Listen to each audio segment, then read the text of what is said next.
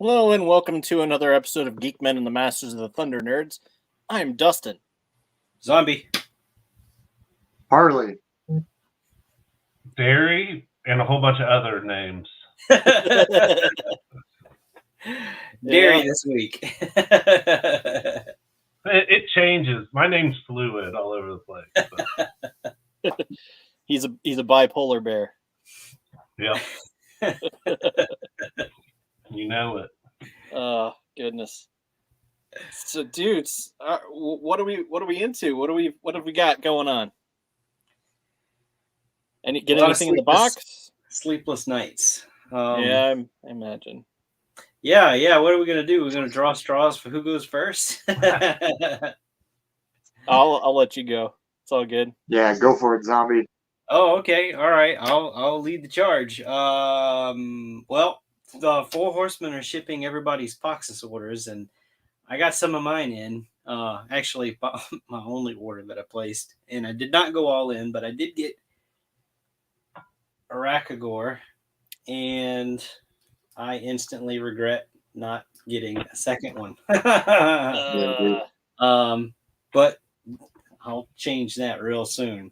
Yeah, he is freaking sweet and huge. He's a ogre scale, but he's bigger. Of course, this is built on the body that we got from the orange cosmic dude, Kragnar. Ooh, excuse me. And no, he is sweet. I did get the Athrace, and I want more. I need more of that one. Soon to be rectified as well. Got this dude as Hazar Zabadoo. And I saw a post today. This bastard glows under black light. So Nice. That's cool. Yeah. A little bit of UV action if you are capable. And That one looks like the dude from World of Warcraft. What's his name? I can't think of it right now. I'll think of it and let you know. I have no idea. Somebody will probably say it. Poxus. Nice. So, yeah. Really cool. And that's it from me. Yeah, it's Illidan Stormrage. Like a lot of people thought he looked like Illidan Stormrage from World of Warcraft. If anybody ever okay. followed World of Warcraft. Oh, okay. I think that's one of their coolest figures they've done. Honestly, yeah. He's pretty badass. Is that the wave that started soft goods? Heavily, yes. Yeah. They've done some soft goods before, but it's like every figure in this wave has soft goods. Yeah, so now Ackerman will call them all dolls now. Yeah, well, which will be relevant when I show you guys what I have. So that's him. That's him. That's whatever. Well, then let's see. I got what's her name? Thrace as well. Ooh, got my order in. She was right on top. And I got this dude, Arzak, the old evil wizard. Yeah. Yeah, he's pretty cool. I didn't get the good Gandalf wizard, but I got the evil guy. And I don't know, maybe he's going to be like a necromancer or something, some evil wizard or a sorcerer. I got the feeling that everybody chose that one over the good version just because I've seen posts on the Cabal where a lot of people are saying that guy is really good and not to sleep on. So I got the big blue monster too. I gotta get him out. And dude, just seeing him in your hands, I'm like, oh fuck, I gotta hang up and go open mine and play with him. There's two ways to do his tail. His tail is not attached to him in the box. But it's got like a C-clamp thing, and it's flat. If you're crafty, you can lift up this back piece here. Yeah, and it's got that fur, and you can try and hook it. Some people said they've been able to do that. Others, they say they've had to pop them apart. I popped him apart, and I had to heat the piss out of it to get it back together. Yeah. Because I mean, I had his scale marks on my hands from pushing so damn hard. Mm-hmm. So be careful.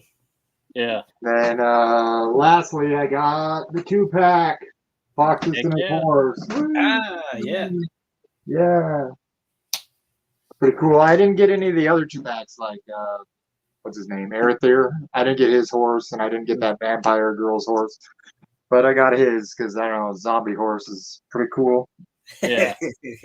And then I got my taxes back already because I filed them immediately as soon as I got them. So I got my tax money back, and I bought some Warhammer stuff, and I'm building a bunch of Tau. Whoop, there we go. Hang on. The Tau army. Nice. Got a bunch of fire warriors in there. They're pretty awesome. Cool. They'll be painted up later this weekend, probably. Awesome. I Nice. dig it. Did you get anything, Derry?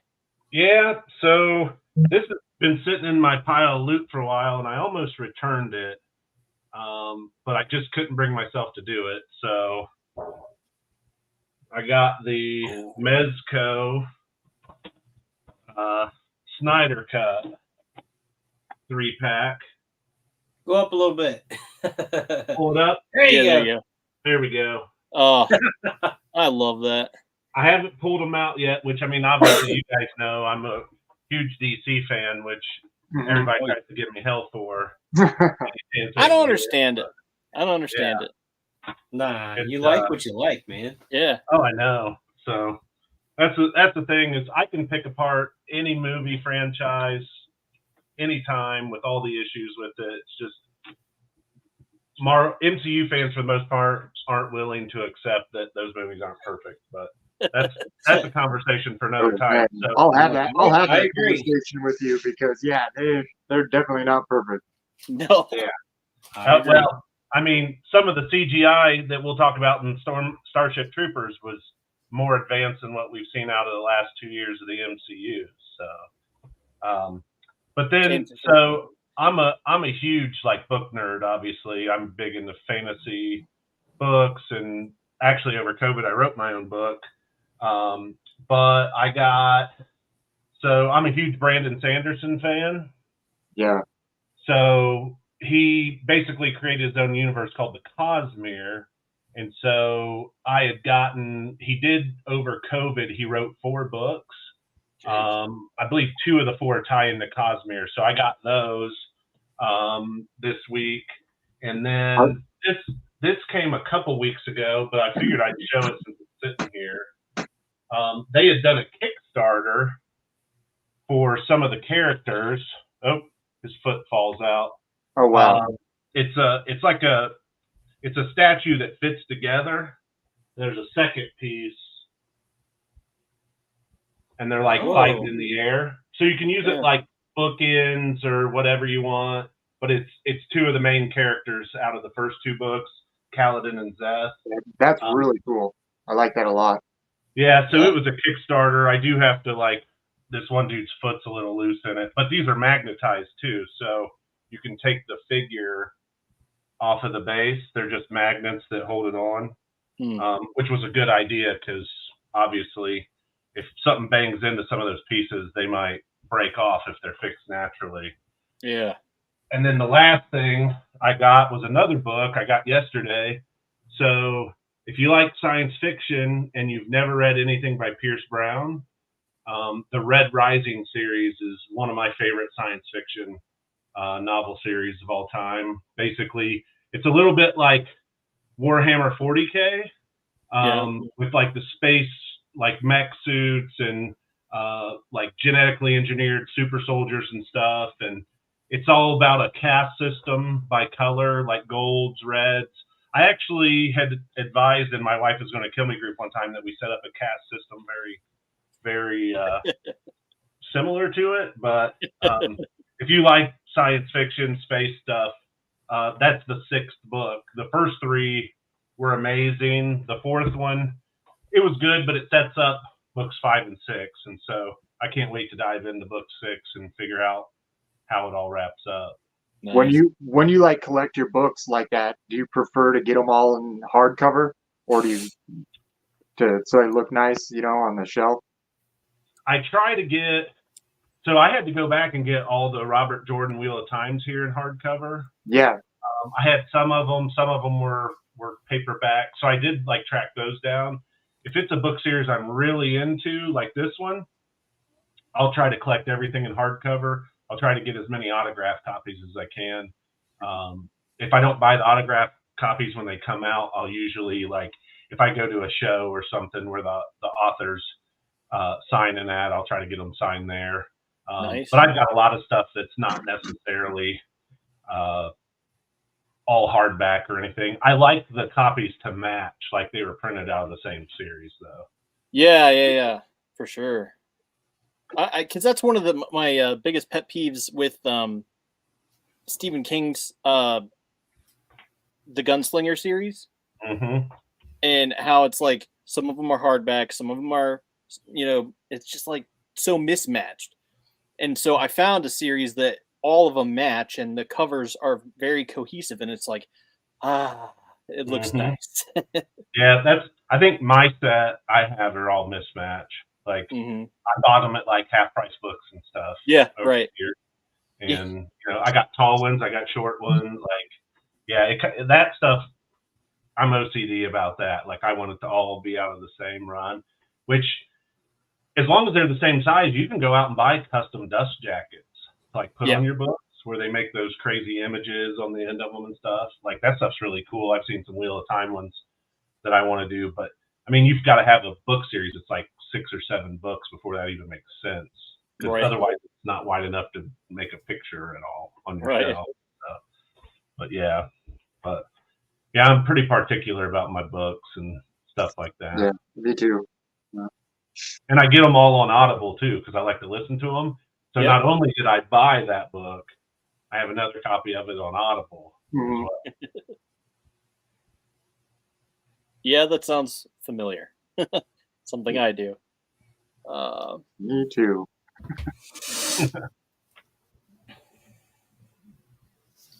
But yeah, we have a comment. Yeah, OG butt fun. Yeah, sure. Giving us a little bit of a hard time, I think. The only books I've messed with were matches. Oh boy. So the Star Wars comment, I mean, you watched Solo, right? I mean, he was kind of thrown into a pit there when he met Chewbacca. So I'm not 100%. That was just mud. So you got your scat scene in there. So I mean, Chewbacca is intelligent enough to communicate. He's not just going to shit a pile on the floor everywhere he goes. Well, he wasn't that pit. I mean, I guess maybe what would you do? I didn't see a bucket in there. Corner. Yeah, I'm just saying, like, anywhere, it doesn't make sense anywhere else in, like, his timeline, because, I mean... Yeah, because he could just use the refresher. Yeah, he's just going to shit down his fur onto the floor while everybody's standing there. Like, okay, so here's the thing. Does he have to part his fur in order to take a dump? Oh, Jesus. I think it all depends on, like, do dogs? Like, well, I don't know. Dude, who even knows if he has the same, like, innards as a human? Maybe it comes out his eyes, We don't know. Oh, God. Okay. All right, so what I got, basically the same thing all you got.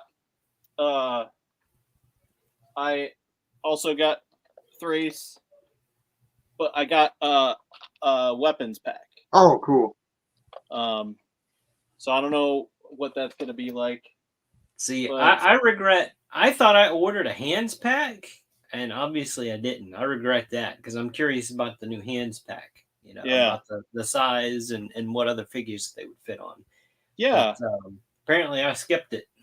Yeah. Well, I remember you were unable to pay at the time because it was like it was coming down to the wire.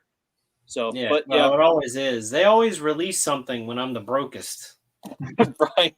They have a calendar of like what your pay schedule is. Well, sometimes it's not even about my pay schedule. Like, I'll have money for a little while just sitting, and I'm like, all right, well, whatever. And then something will come along, and I have to spend it, and it's like announced the next fucking day.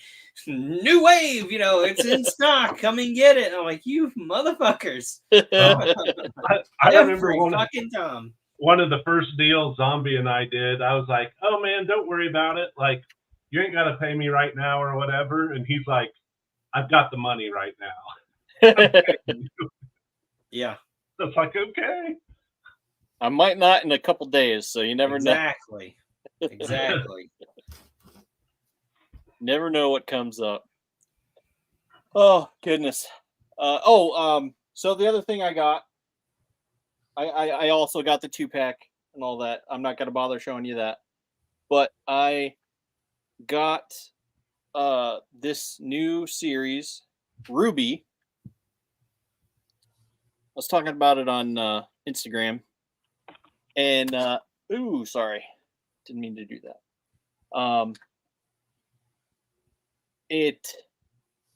It's very much like My Hero Academia. There's a lot of elements that are, I'm not sure which came first, but regardless, it feels very much like My Hero Academia is, because like they have to battle on this plane, and some are winter, some are fall, some are different seasons and type whatnot. But that's just the main part as far as the story line goes for the students. But then it quickly breaks off from that, and it's more about these monsters called Grimm from like Grimm's fairy tale. And so there's different things like that in there. And so there's the Grimm and the other, jerk offs that are messing around with things and shouldn't be, probably just need to die. But anyway, it's a fun series. I mean, so this is volumes 1 through 5, and we watched this in one day. And so we watched that in one day, and he was planning on coming back to watch the more, because there's 10 seasons. So yeah. Jeez. Yeah, it's all on Crunchyroll. Glad you're digging it. Yeah. Have you seen it? I haven't seen it. I've seen it, like watch Ruby, but I haven't clicked to watch it. Yeah, I'll have to check it out. Worth it. Yeah. Yeah. So I've been really enjoying it. Okay, so here's the thing. It's made by, what is it, Rooster Teeth? Yeah, they same did people that made Red versus Blue. Yeah. Yeah. Cool. So the first season, they were just, it's very minimalistic. So some of the characters aren't fully fleshed out and what they grow to be eventually. But because like there's characters in the foreground or some background characters that are just images, just blurs as they move in and out, because that was all they had to work with. They were working with a very tight budget, just minimal everything. Then as it got picked up, it people started digging it, and they're like, okay, they started throwing more money at it, and then it is further along, and it's just fun. And there's a joke, like, if there's a weapon, it's probably a gun. It's probably also a gun. Everything is a gun. Everything they have these huge scythes, and it's also a gun. And it's just insane, and it's just a lot of fun.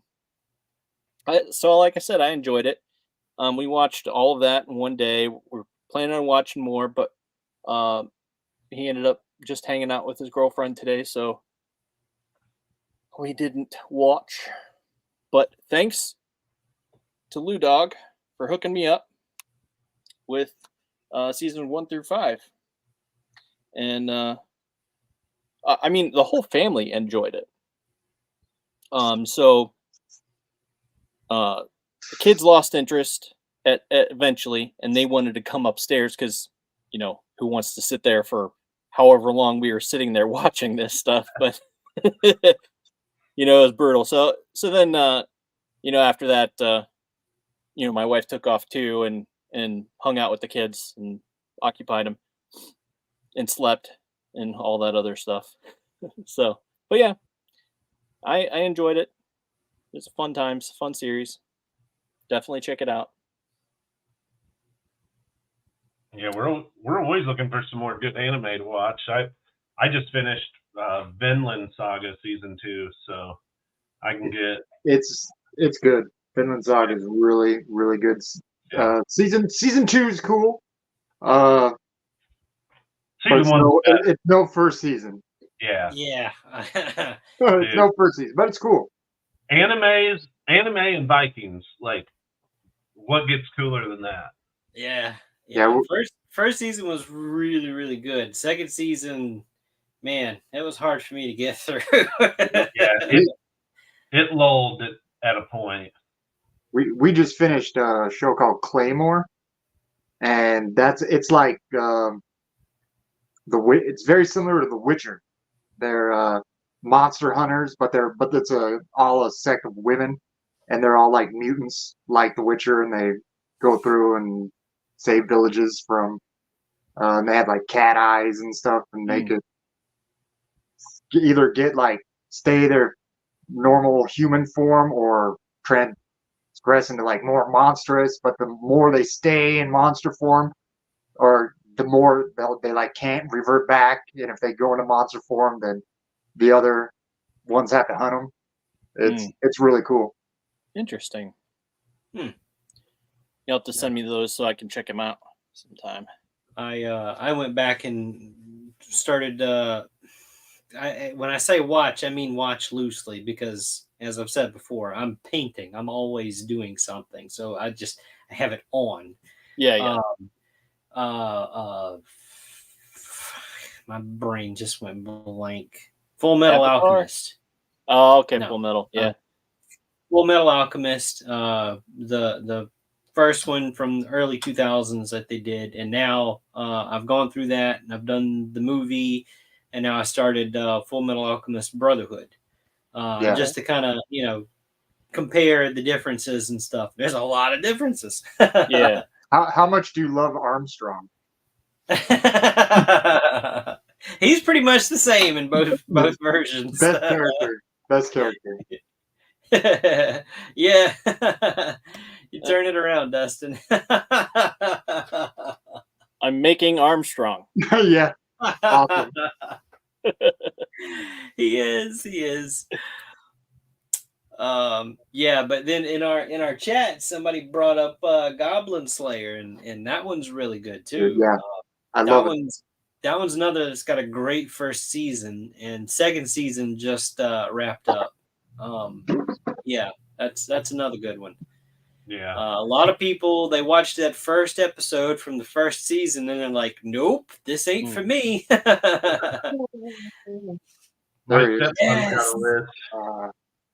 Yes. I want to make a custom with him. Yeah, he's awesome. My stepson's got a list of animes for me to watch like a mile long because he got into it more than I ever did. I mean, I used to watch Gundam and everything back in the day, and a lot of 80s cartoons for us were basically animes. Yeah. When you look at Voltron and all that stuff, Speed Racer. And he got really into it, which got me back into it. So now, like, I mean, MHA, My Heroes, like, that's probably my favorite of all the anime. I'm so excited. The next season's almost coming out. I got sucked into those damn Yamaguchis. So I'm trying to get every single one of the Yamaguchis that they make because, like, the crazy posability of them and everything is perfect for those characters. So, yeah. Yamaguchis are really cool of them. The thing is, I have to wait till 2 or 3 of them come out because I order them from Plaza Japan. And so one that's 120 here might be like 80 through them. But shipping is so expensive, you got to buy 2-3 figures at a time for it to make sense and for you to actually see. So, but they always pack your box full of all this like cool Japanese shit too. Like little trinkets and stuff. So I love it when it shows up and it's like this cardboard box with Japanese writing all over it and shit. Yeah. I mean, you know, I would have liked some trinkets and shit in the box that you sent me, but all I got was shopping bags. My favorite packing material. I opened that damn box. I'm going, holy shit, look at all of the shopping bags. I'll tell you right now, I have never had any damages packing boxes with shopping bags. Oh, yeah, no, you packed it damn good. I'll say that. And we have 400,000 of them fucking bags in our closet. So I'm like, I'm not buying anything to pack with. They're like the plastic bags because I'm jealous because where I'm at and like right outside of Portland, Oregon, they've like it's against the law to give out plastic bags. So communist Russia, isn't it? Yeah. So it's either like bring your own bag or pay 10 cents for a paper bag. Well, they went to use. We didn't just throw them all away. We actually got use out of them. Yeah, so I'm jealous when I see other people like, oh, I got 4. Oh, dude, this box. This was that bag. It was a big ass box. It showed up. My wife was like, "What is this?" I forget how many legions were in there because I mean, it was figures, boxes, accessories. Like, I was just like, I slimmed down because I have limited room. So like, the stuff I wanted to put on display, I was like, man, I'm slimming down some of these lines because I bought a bunch of mythic stuff that was cool. But I just wasn't attached to it. Like I'm a dwarves guy. So like I really want the dwarf characters. And I had bought, like when I got into it, I just started buying everything up that I could. Well, then I started flipping the stuff I didn't want for like money to buy more figures. Well, then I got to the point where I was like, shit, I don't have enough room. So Zombie and I are just working out trades like so I can get some of this stuff out of here and I got a bunch of Spawn stuff to go with my Spawn collection. So it was a no-brainer. I'm like, I got all this stuff and I don't want it, and you got that stuff and you don't want it. Let's just swap. Hell, I had like I can't even remember how many of the video game figures. I told him, I was like, I got these coming in. I don't have room to display them. I'm not going to keep them. Do you want them? And they hadn't even hit the ground yet. We'd already worked it out. Yeah. I still haven't used all of those. They're right here. I got them. Now, the problem was during COVID, I was just sitting at home working, and I was on Facebook. I mean, you guys know I was way more active than on Facebook. Yeah. I was on eBay. I was on Big Bad Toy Store, like just hitting buy. Easy and then I do, get all this stuff, and I'm like, I don't have room for it. Well, you mentioned you kept some of the dwarf stuff. I know you said you kept some parts to make what was it, a D&D character or something? I made so my very first D&D character is here. I'll grab him. He's a cleric, dwarf cleric, twilight cleric, and so I made him as a character. Yeah, in our trade, he was like, I got these other dwarf parts, but like I'm keeping this piece off of it and that piece because I'm making my own character. I'm like, dude, send me whatever parts you don't want to keep. I'll gladly take them. Yeah. There you go. Yeah, this is the hood off of the one vampire. And that's really cool. I think House Steel gave me the head. Oh, okay. He had painted that. I did a little bit of touch up on it. Yeah, that's not a stock head. That's a custom. Yeah, I think that came from Toy Forge. Yep. And then the cloak, the soft goods cloak came off. Was that off the vampire too? Yeah, he came with one. I think. Okay, so that's his cloak, the neck piece, and the hood. Yeah. Yeah, but I forget exactly. Oh, the arms. The arms aren't necessarily dwarf arms. I couldn't find the dwarf size. I think it's the biceps. They haven't made bare biceps for dwarves, so those are actually just the human biceps. But I was like, I don't care. They did on the Redfin, the red hair dude. Well, the thing that makes the arm shorter to make them the dwarf is that forearm piece, the gauntlet. Maybe that was it. But other than that, the rest of the arm from the shoulder down to that mid arm cut, that's all the same size on all of them. Yeah, so I remember there was something weird about it I couldn't find. So I think the rest of it's just one of the new out of the Legion Builder wave, just one of the bodies out of the Legion Builder wave. Yeah. Nice. Yeah, man, that's really cool. But I mean, if you look at my D&D character, like the token for him, it's almost spot on. So I was like, shit, like his name's Magnus Foam Tankard. Just a great dwarf character that nice. I played him in 2 campaigns now. I'm in Lou Farizzi's D&D group.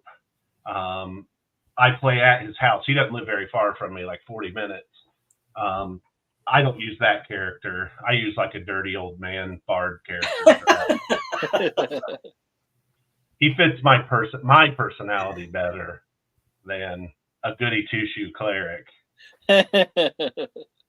But nobody ever wants to be the healer in like a group. Everybody wants to do damage. Nobody wants to heal. So literally I spent my whole life playing healer characters, whether it's D&D or World of Warcraft or whatever. Like nobody wants to do it. And I'm like, well, true, nobody heals. You guys die. So whatever. That's what I get my wife to do when we play games like Paladins or anything like that. She'll play the healer and heal me and my friend. Yeah, and my bard in our other game's the healer because they didn't have a healer when I joined the group. They were all like specialized characters in like damage and stuff, and like they had no healer character. And I'm like, okay, well, I guess I'll play a healing character. Yeah. Stop the healer hate, people. Not everybody can be normalize healing. Yeah, no shit. I never did anything like that, but I used to play this this game, and my character, I mean, I pretty much got assigned tank because, like, when I made my character, he was like a dragon, kind of like, he was a blue dragon, and the equipment and stuff that I picked and all that kind of stuff, and I hit the enemies pretty hard. This is like a MMO type of thing or whatever, and they were like, damn, dude, you like need to be out front because you got this, I didn't realize how strong I was, going through and doing a lot of stuff by myself. And then I took a break and they did an update for it, and there was some new stuff added, and there was this island that you could go to, and there was these creatures that were golems, but they were like sandcastles. And one of them was like super huge. He was the boss of the island. And I'm like, yeah, I want to go do that. I want to go do that. And everybody's like, all right, we'll try to put a party together, because you join this clan, and then you form these groups that you could go out and do the fighting and everything.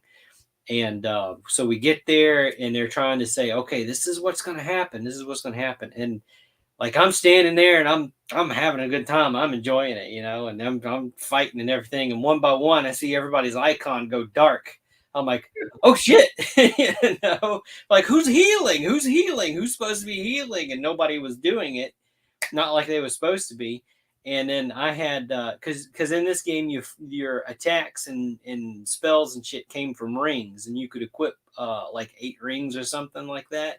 And one of mine was a healing ring because I'm fighting by myself most of the time. So I hit it every now and then and boost my health back up. So before I know it, I'm like the only one alive, and they're all like, "Oh, let's just back out and let's start again." I'm like, "Hell no, I'm not quitting," And one by one, I'm reviving them while I'm still fighting, and they're like, "Oh my god, I can't," and I'm still fighting and I'm healing, and I get the person that was supposed to be the healer, and they're like, "Okay, don't worry about healing, I got it." So we keep fighting, and we end up fighting the big boss golem thing, and we beat it. And they're like, "Holy shit, that was awesome!" Like, fuck no, I'm not dying and giving up. Yeah, the most stressful time of my life was healing during World of Warcraft, because you'd go in these 25 to 50 player raids, and literally the same dumbasses would stand in area of effect spells. Like, there's shit bubbling at your feet, bro. Move.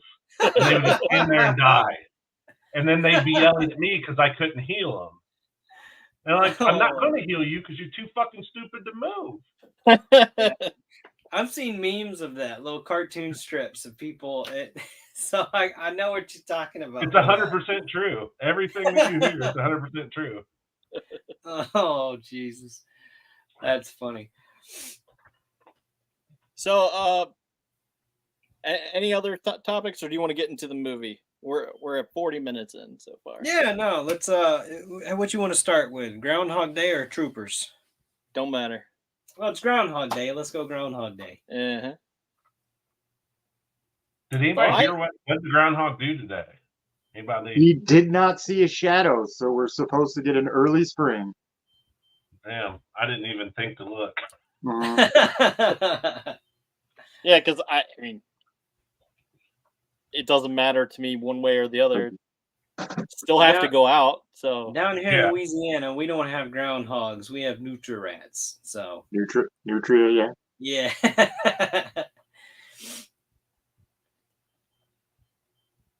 All right, so Groundhog Day. Yeah. Should we start over at the beginning of the show just for fun? Hey, we're gonna do 40 more minutes. Oh. So it had been years since I had watched this movie. I'm assuming it's the same for you guys. I've never seen it. You never seen it. Damn, dude. I was like watching, like you said, years and years, and I'm like, oh yeah, that's right. That's why I haven't watched it in years and years. And it's like, well, this is like a Bill Murray movie that just kind of gets lost in the middle of his portfolio somewhere. Like, yeah. There's always a Bill Murray movie that's bigger than Groundhog Day. It only gets brought up around Groundhog Day. Yeah. Well, I tell you what, I actually really enjoyed it. I thought it was very deep, like what you were saying earlier. Kind of profound, even she's like, dude, he's probably, in order for him to get to know the town like he knew, he had to have done this so many times. Well, I don't think the movie does a great job of making you understand, right? His become a state. Concert level jazz pianist, right? Decades of him just reliving the same day. Yeah, and of course he has to the things he wants to do. He has to go and aim to try to do that again. And you saw him slowly, progressively get more caring towards other people, and he's just like, I'm a doctor today, so so it's like for him to get the level of expertise that a doctor, concert pianist, whatever else he has done takes years and years and years. I mean, just to sleep with every woman in the town. Come on. Well, yeah, I mean, he's had to have done that. Yeah, multiple times, probably. Yeah, probably. Because sometimes you give a line and it just doesn't work.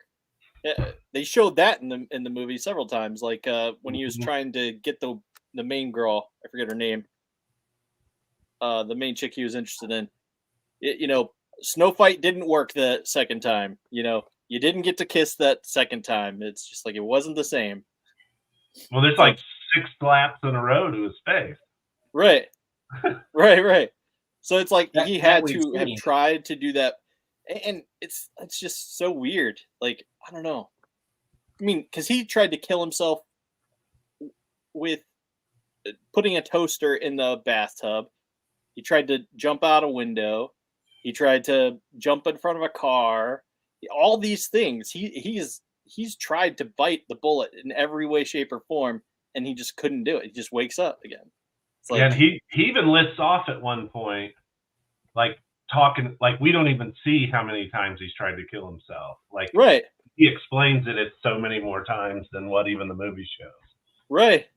It just blows my mind. Like, I don't know. Like, in order to be even, I mean, granted, it would probably be pretty freaking annoying to have to redo the same day over and over again, especially one that he didn't particularly like. Because he didn't want to be in that town, but it's like all of a sudden he was forced and had to be there.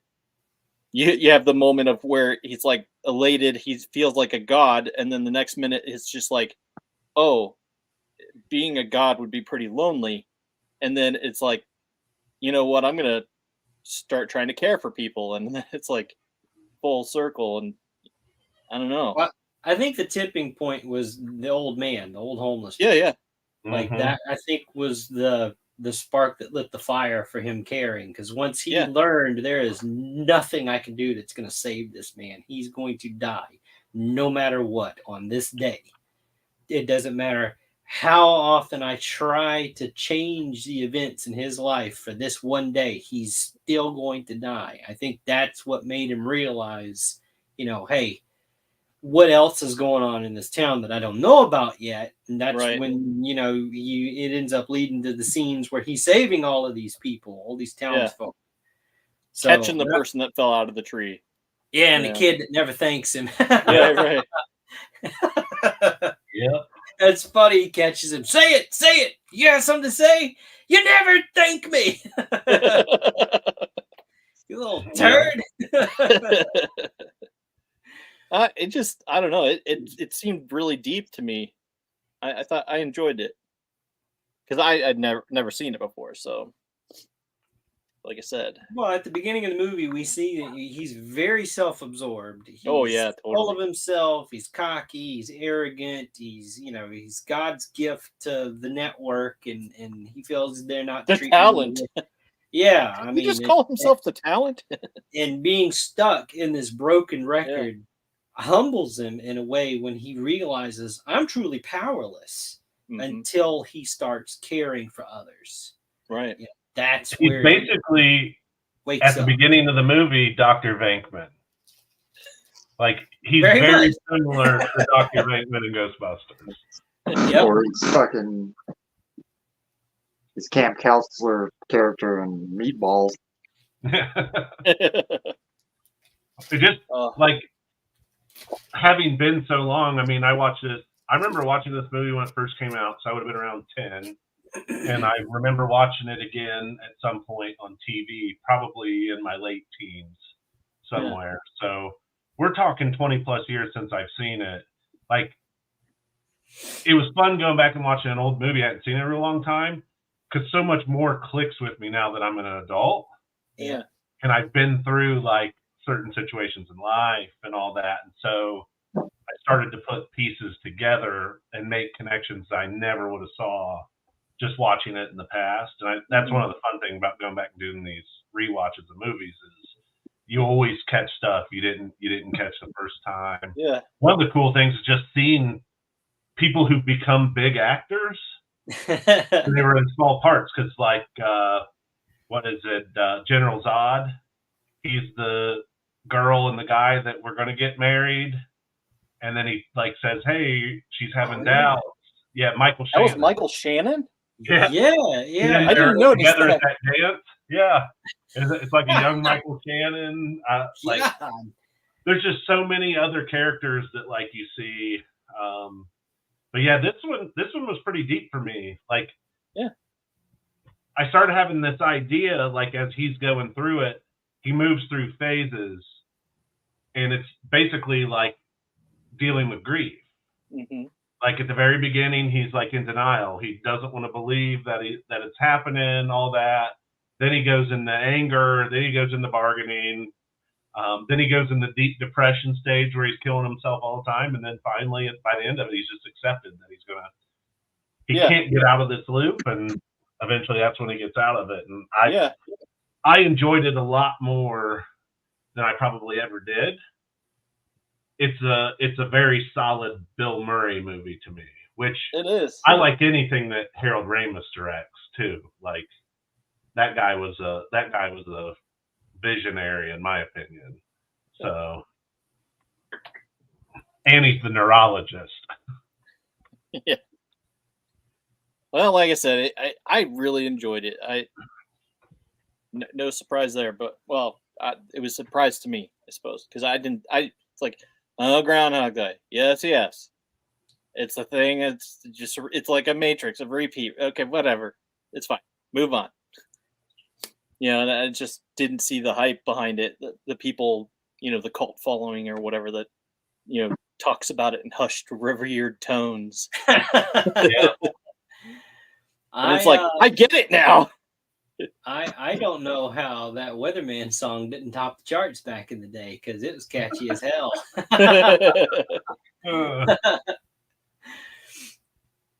Yeah, for sure. Have you seen that Tom Cruise movie Edge of Tomorrow, which is pretty? It's the sequel. Yeah. Isn't that Bill Murray's son? It's interesting though. It throughout the entire movie, it's never really revealed why it happens, like the how. It just happens. Like you just like his character, you just have to accept it. Right. Well, I thought for sure it was going to be as he's standing there, the dude has a shovel and he hits him on accident. I thought for sure it was going to be, he has to go back to some point before when he doesn't get hit with that shovel. And then it'll be fine. And it completely surprised me. I was like, oh, wow, it didn't do that at all. There's some speculation. Superficial. There's some speculation that the event that triggers it is when he runs into his friend from high school that sells the life insurance. Ned Ryerson. Yeah, because he turns down completely, shuts the guy out. Like, no, get lost, loser. I don't even remember you from school, because he doesn't show any interest in the life insurance part of it. It's like, okay, well, you're gonna go through hell now. Right. Fate steps in and goes, here's why you need it. Right. I mean, and I was looking for people I was like, okay, so maybe this guy has something to do with it. Like, there's always that. There's the one guy, the bartender or something, that he was always seemed to be there, just hanging around. One wiping the glasses. Yeah. And it's just like, I wonder if it's gonna be something like that. But, yeah. So one of my favorite parts is, and it's just because I love this dude. When they're the two guys are drunk and they're in the car together. The guy in the flannel shirt. So one of my favorite movies of all times is The Burbs. Yeah. Freaking, he's Art, their neighbor that is always into conspiracies. So I was laughing my ass off the scenes he was in the movie, because he in The Burbs, he's one of the most hilarious people to me, because I'm like that neighbor to other people.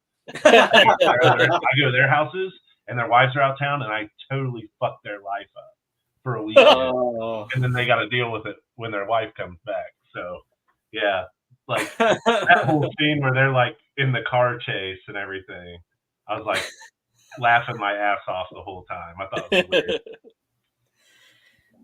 That's awesome. So it had been so long since I had seen this movie that somewhere in the back of my head, there's this other movie with another time loop in it. And somewhere along the way, the person that's stuck in the loop comes up with this idea that there's an atomic clock somewhere. And they have to go and like, there's something wrong with the clock. That's why it keeps repeating and nobody's believing him or whatever. And he actually gets to this, and it's this huge freaking machine thing. For some reason, I got that movie and this one crossed, and I'm like, where's the atomic clock scene? And after the life of me, can't remember what that movie was. I don't know. It's weird. So, It wasn't Timeline, was it? I'll have to do some digging and figure it out. I don't know. Yeah. But the whole time I'm watching, I'm like, all right, where's the clock scene?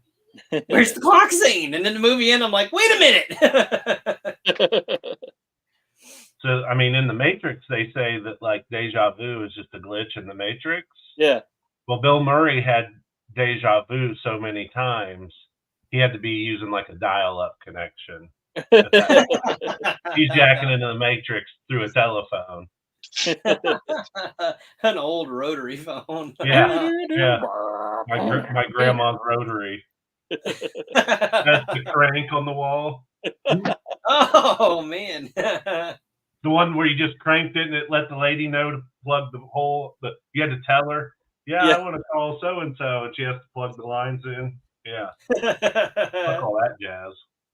Oh, I'd rather get brain cancer from a cell phone than have to live that way. Oh, dude, I can't imagine living that way.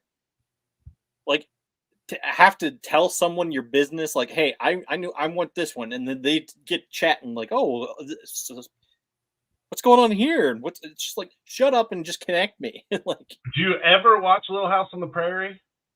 That little bitch listened to the phone calls. Yeah. Like, are you serious? I would have walked down there and stabbed her. Listening on people calling each other. Well, it's entertainment, I guess. Yeah. What else are you do in a house on the prairie? Oh, yeah. Yeah, I guess. But I don't know. That's just all wrong. But anyway, right. Next movie. Groundhog Day. What'd you guys think? You know, I was surprised after 20 years. Sorry, I had to. Yeah, no. Starship Troopers. Yeah. There we go. We're in the meat of it. I just want to point this out. I'll share this. Harley, you're so enthused about this next movie. I love it. Top 5 movie of all time, Starship Troopers. Like you were talking about, Derek, last week, how you said that you watched that movie trailer, or it might have been Eric. You said that you watched the movie trailer and it like scared you. You're like, no, I'm not going to watch that movie. But then you eventually watched it and you loved it. Dude, I was like, yeah, like in 6th or 7th grade when I was in the theater watching some other show. And it's like, coming soon to a movie near you. And it's showing all these bugs going everywhere and killing everybody. And I was like, no thanks. No way I can watch that, you know. and then lo and behold, dude, like I watched that, I'm like, all right, and I was like, oh, but I'm just love pretty much everything about it. What's weird is, so he saw the preview and was like, nah, guys, my little sociopath ass is sitting there watching all that, and I'm like, yes, give it to me more. Mm-hmm. I was so excited to see Starship Troopers, like after I'd first seen the preview for it. Like, I don't know if we went and saw it in the theater, but I think it was one, like, I probably bugged my older brother or somebody to rent for me. Probably, I think this is the reason why you wanted to watch it so bad. Hang on. Oh, no. Oh, yeah. It's afraid. That's my favorite part. My favorite part is later when they censor it, but they stick the thing in the hole. Yeah.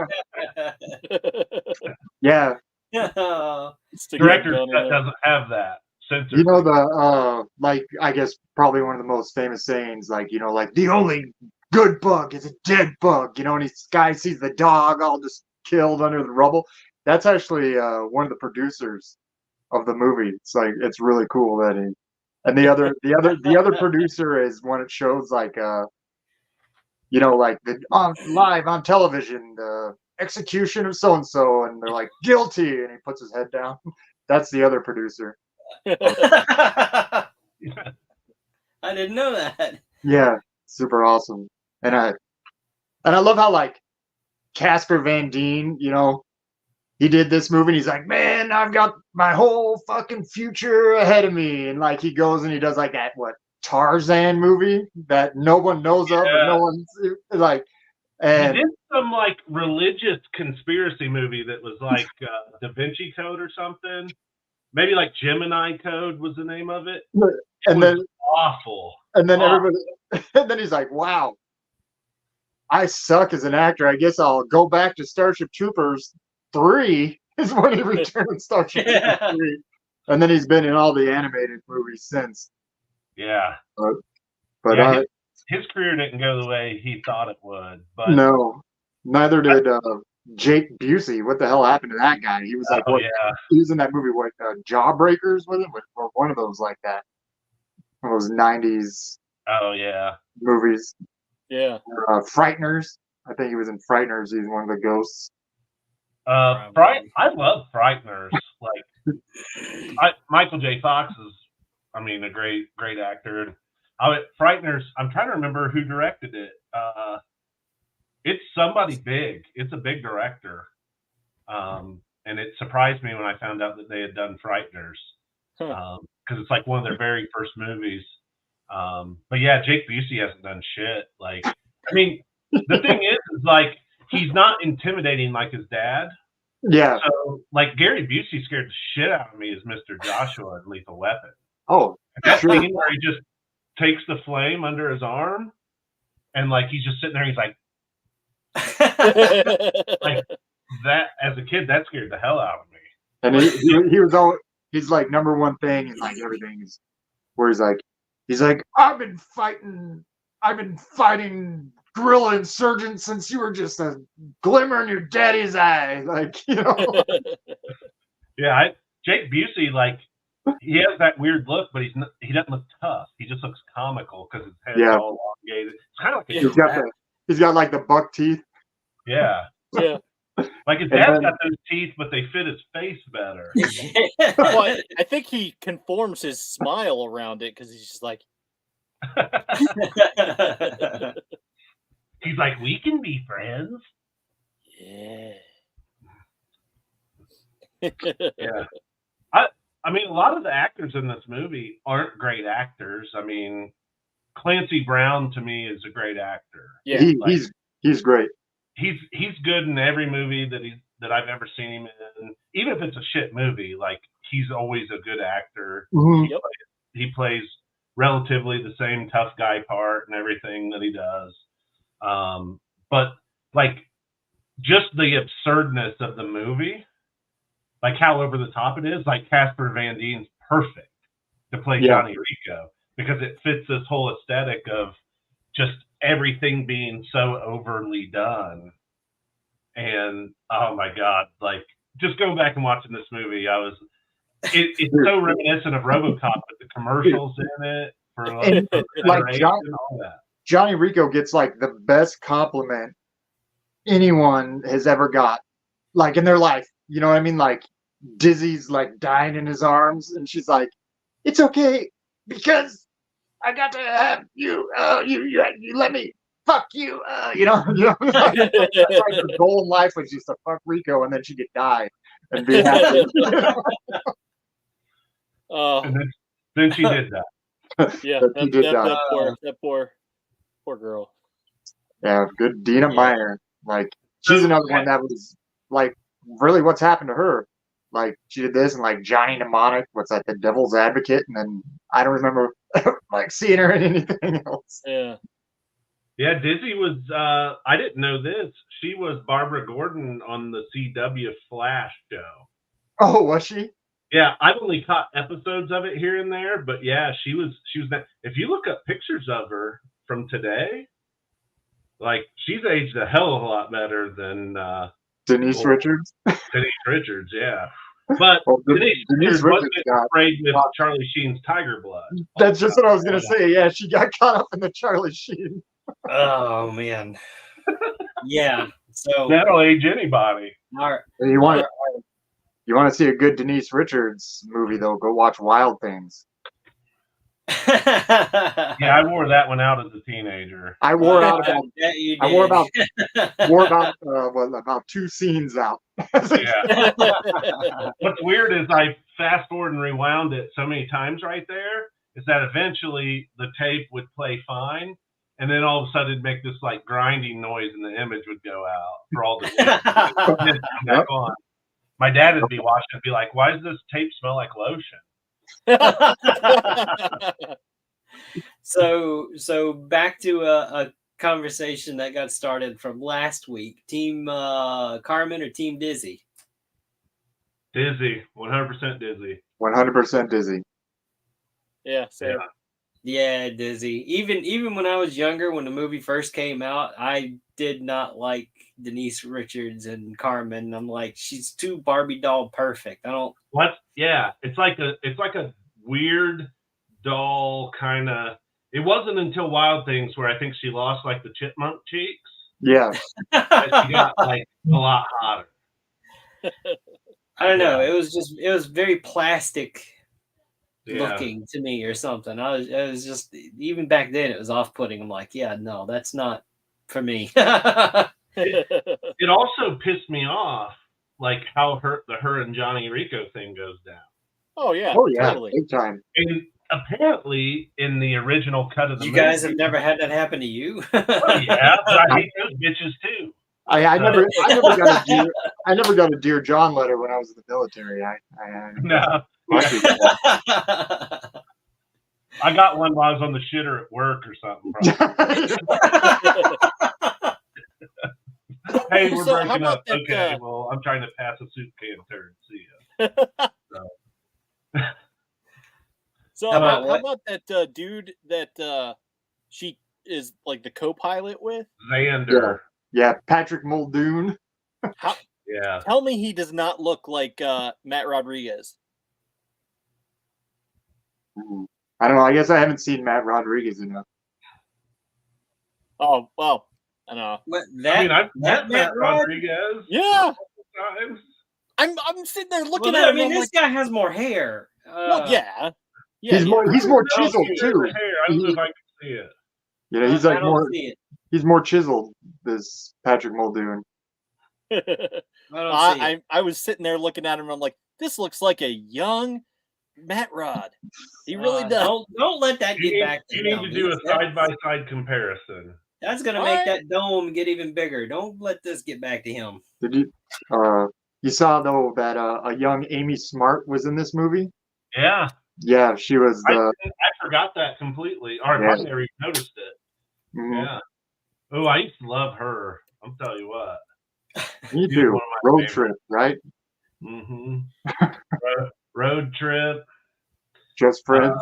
I remember I suffered through the butterfly effect a couple times just to watch her.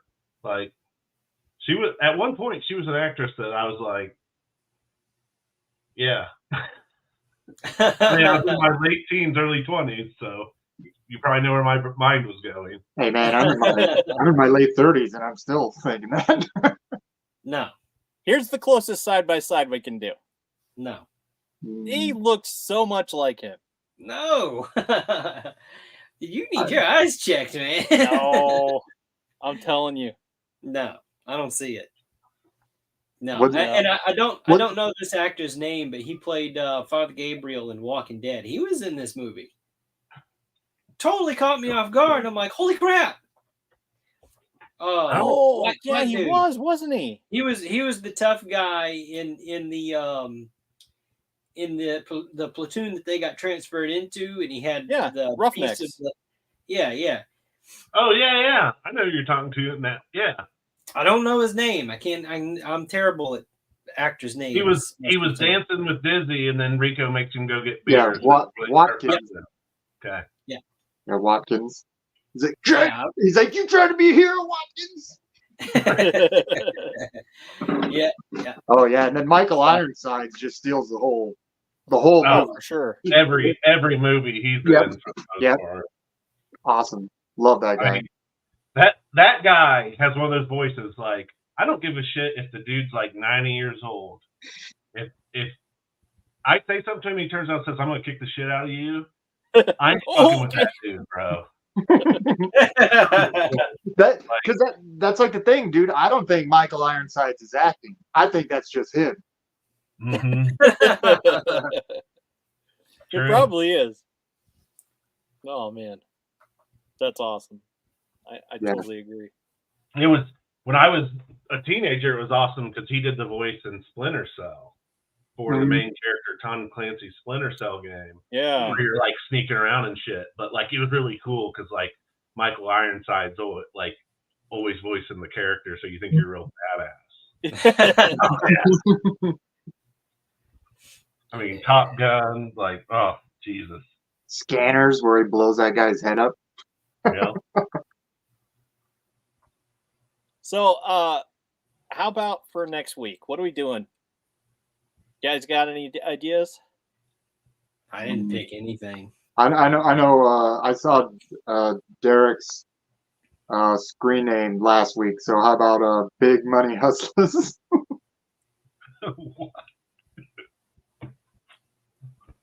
I'm drawing Big Money Hustlers. Is that a movie? Yeah. I don't know that one. No. And that's hard to do. Who's in it? I don't know that one. Yeah. Oh, while you guys think it over, I did watch the other. Oh yeah. Go ahead and elaborate on that. What the hell? Starship Troopers. About? Starship Troopers. Yeah, thank you. I thought you could tell us there's like 8 Groundhog Days. I didn't see Starship Troopers, but what I did find on the dark web. Did you watch all the sequels?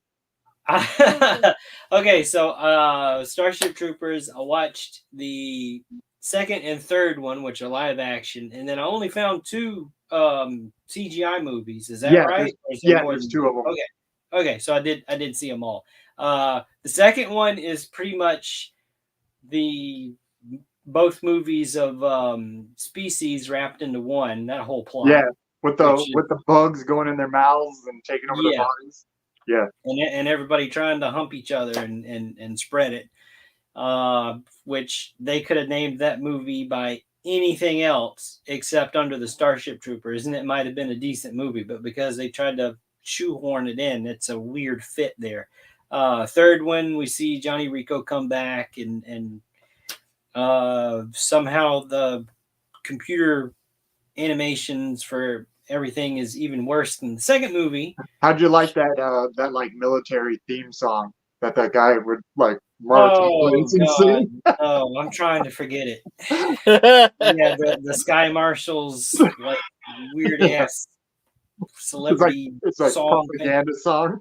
Yeah, very, very much so. Yeah. The animated movies, the CGI were actually pretty decent. The first one's kind of weird because it's still got that early, they don't quite get faces and the body movements right. By the second one, it's much better as far as animation wise goes. They could have just did those 2 CGIs as the sequel to the first one and been all right. Because we get to see the 3 core characters come back from the first movie. You got Johnny, Carmen, and freaking what's his name, Carl. Mm-hmm. But they don't look like they do. They don't have their likenesses or whatever. But the what do you call it? The Starship Troopers Invasion. There's a really awesome Play Arts Kai figure of Hero, Henry Varro. Oh. But I never got it when it first came out, and it's like $200+ now. I was gonna say, I bet it's up there. Yeah, but it's really fucking cool. I like the designs for the armor. You get to see like the progression of, okay, we can't just send people out there and just, you know, a helmet and pads. Now they got like full on like Halo suits going on. Well, I love how they're like teams A1 and like what K15 or whatever. So I want to see and they have different designs for their armor. I want to see like what B2 and C3 look like all the way through. And then Rico's like mech suit with like the chainsaws on it. Yeah. Cool, dude. Yeah. I did like how they kind of held over the Marauders from the third movie, Starship Troopers 3, into was it the first or second CGI movie? You get to see the Marauder units come back. They were in the third. That was in that Traders of Mars. Yep, yeah, that's it. Yeah. This is the second CGI movie. I really like that they didn't like, okay, we're just gonna forget these other two happens. No, they kept elements from the other ones, so it wasn't a total loss, but the other two were terrible. I think it's really cool too to show how, you know, Rico's been in the mobile infantry his whole career, you know. So now he's like he's General Rico. And he's got like a patch and he's missing an arm and stuff. Yeah, he's definitely got battle scars. By the end of it, he's got like a tuft of white hair coming in. I think I would have more than a tuft of white hair. I have a tuft of white hair right now. I mean, you can't tell, but mine's really coming in, you know. And every time I pull my hair back at work, man, you turning gray. Motherfucker, I've had gray since I was 13. So apparently on set, Neil Patrick Harris' nickname was Doogie Himmler, is what they called him on set, based off his outfit. Yeah. I was like, Doogie Hitler. I saw that and I was like, you gotta be kidding me. But yeah, that they joked about him being Doogie Himmler on set. Yeah. I'm trying to think. There was another one that I had in my brain too. That was I could see that. Oh, so my favorite scene of the entire movie, and it's always been the same scene. It's the very end when you find out that Clancy Brown got busted down the private. Yeah. Just so he could go fight. Like, I don't know what it is about that part in that movie, because the one dude tells him, the guy who was in Breaking Bad, is like, Michael the only way you're gonna, see actions if you get busted all the way down to private, and fucker did it, and we need you after in the brain. Yeah, we need you here, Zim. Yeah, Zim, that's his name, Zim. Yeah, freaking man, and then he's like, he has to salute Johnny Rico. Yeah.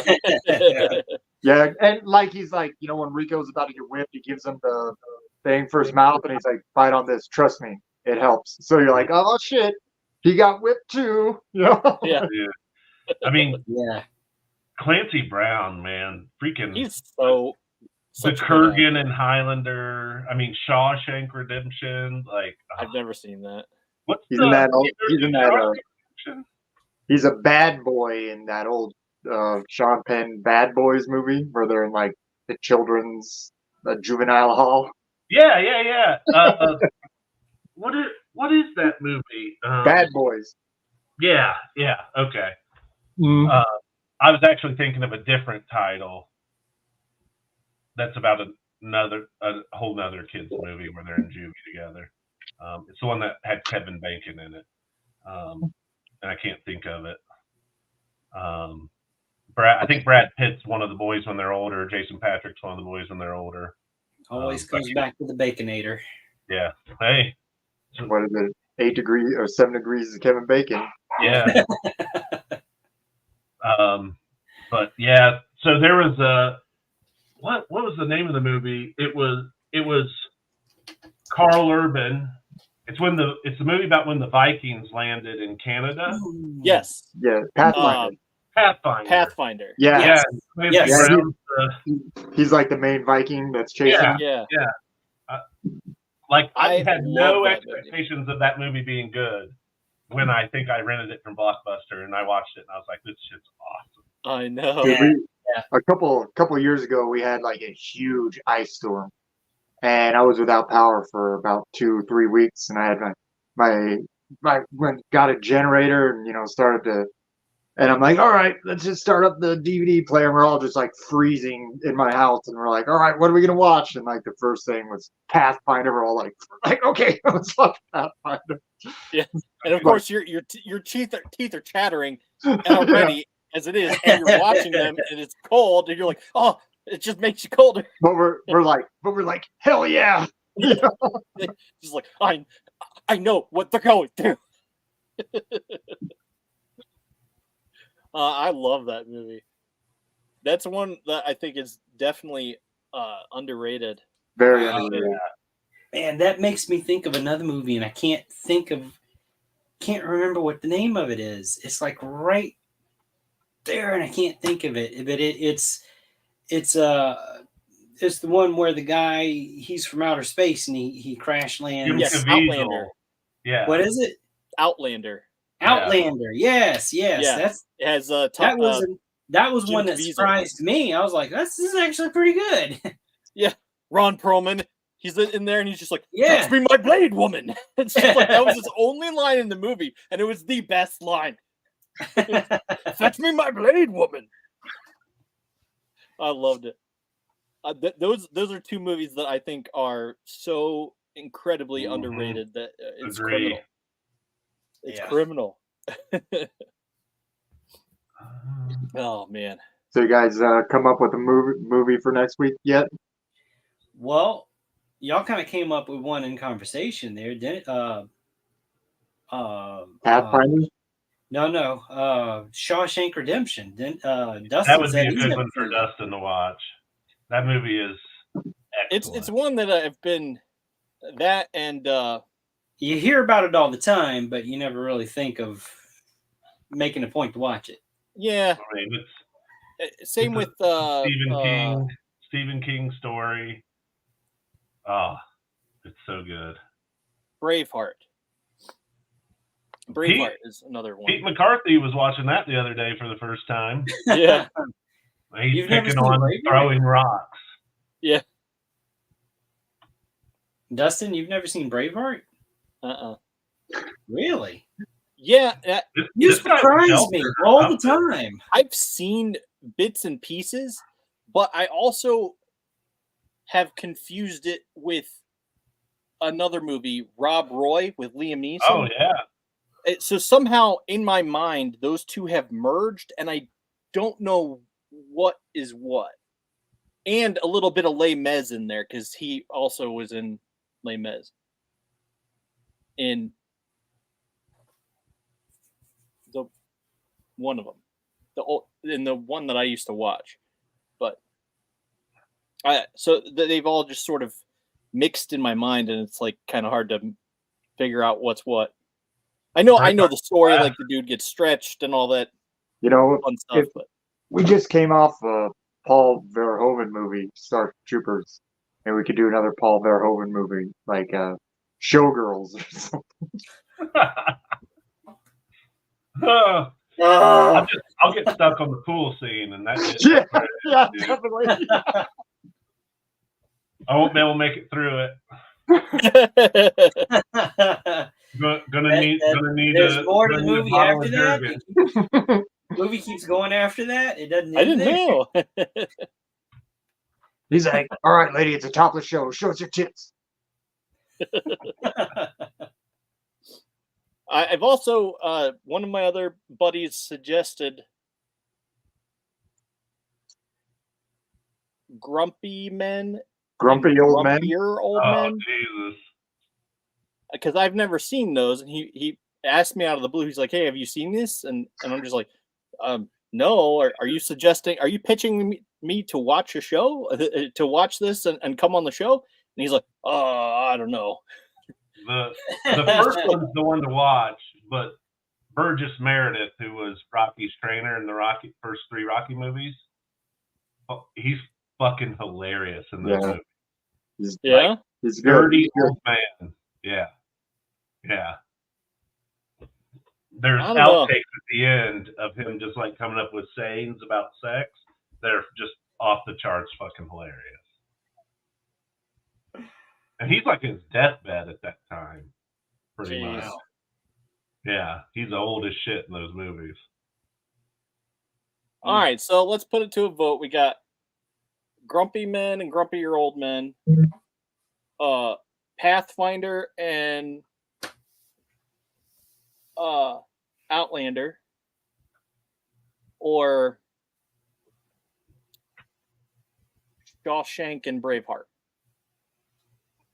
I mean, you could probably mix and match it up too, because like Grumpy Old Men and Grumpier Old Men are the same movie. One's winter, one's summer, in my mind.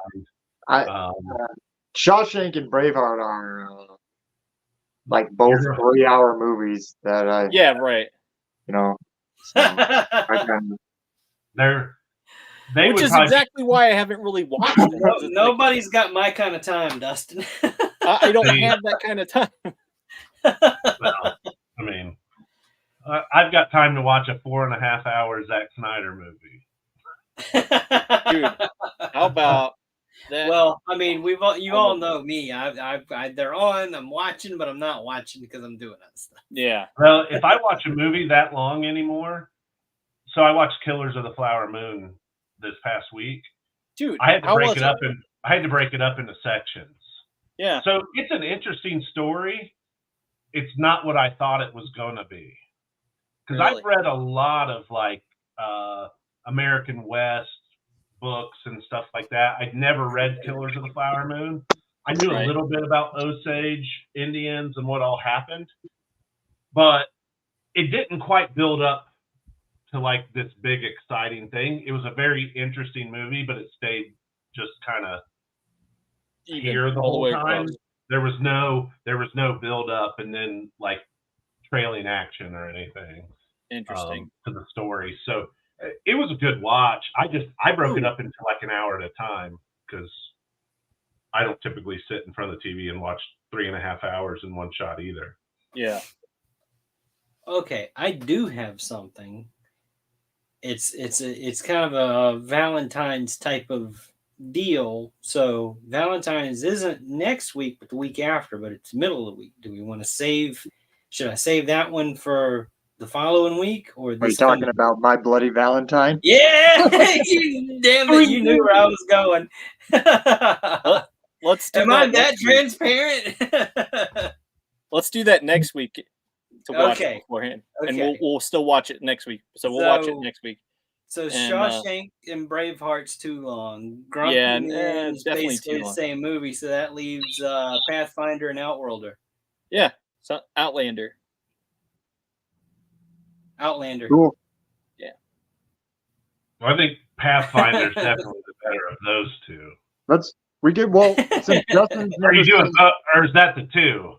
Since Dustin's never seen Grumpy Old Man, let's do Pathfinder and Grumpy Old Men. All right. Okay. Sounds good. Pathfinder and Grumpy Old Men. So Dustin can be like, wow, I'm a huge Walter Matthau fan now. Then you have to follow it up with Dennis the Menace. Yeah. He's an awesome Mr. Wilson. another Christopher Lloyd masterpiece. For sure, dude. He plays a creepy drifter in that very well, man. You guys never watched the 90s Dennis the Menace movie? Oh, yeah. Yes. Oh, yeah. Like Christopher Lloyd. That dude gave me fucking nightmares. Oh, I dude, I just put two and two together as a kid that it was Doc Brown. Doc Brown. Yeah. I think I was old enough at the point to know who it was because I don't know if I watched it in theater, but I had watched it at some point later, and it's just like, that's Doc Brown. Yeah. Christopher Lloyd's kind of one of those guys you recognize no matter what. Yeah, we did Columbia House movies back in the day where you got to pick like 9 free movies and then you had to pay for a couple. Well, that was one of the ones we got. And shit, I watched Dennis the Menace movie so many times. The marshmallow scene is just hilarious at the very end. It's just stuck to his forehead with flame coming up. So good. It's funny. I'm scarred by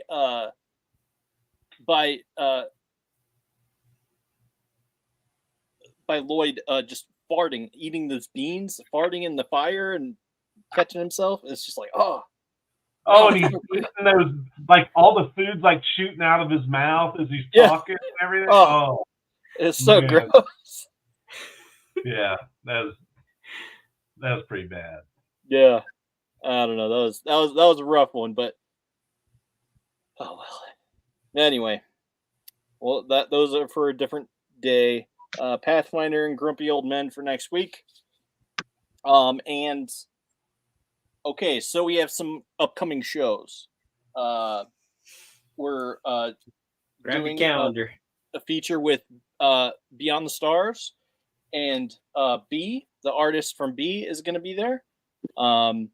Due to internet complications, we're just going to probably just be airing a trailer sum up of one of Beyond the Stars, because apparently his internet's atrocious. So we're just settling. We're doing that, and then we're getting to talk to B, the artist behind B, and then also we're interviewing Brian Flynn. I am. I don't know if anyone else can come, but so yeah, looking forward to that. What are the dates? And, what's that? The dates. February 6th and February 8th. So Tuesday and Thursday next week. Yep, and then we'll be back next Friday for Pathfinder and Grumpy Old Men. And busy week. Huh? Busy week. Yeah. Yeah, it has those fluctuations, but hey, you know what? I take it when I can get it. For what it's worth, if you plan on buying any Thundercats, go to my Linktree, and you can buy them from my store. If you buy them from the store link that I have in my Linktree, then I don't know. I'm not really sure what's supposed to happen, but I know I'll get credit for it. Is it just Thundercats though, or is it other Super 7 stuff? Anything from Super 7. So I need. I got the Ghost, the band Ghost. I get the Pop Emeritus figures, so there's one I need to buy, so I could do that. Yeah. So your Linktree on Instagram? Yeah. Okay, go to Masters of the Thunder Nerds on Instagram. Go to his homepage. Go to his Linktree. Is there? It's maybe right. Is there a discount? Maybe is that what? No, I don't know if there's a discount associated with it yet. I haven't found that out yet, but I applied for the affiliate program, and I was talking to someone from Super 7, and they said I should apply to the affiliate program, and so I did. I don't know the details, or if you get a discount or yet, or maybe it takes some time to work up to it, or I'm not really sure, but okay. Yeah, so I'm excited about that. Yeah. So that's what we have going around in the news. Here's what's happening in your neck of the woods, as Al Roker used to say. Al Roker, yeah, Al Roker. Anyway, I'm gonna say goodnight as we end this show. It was awesome talking to you guys. Yeah, man.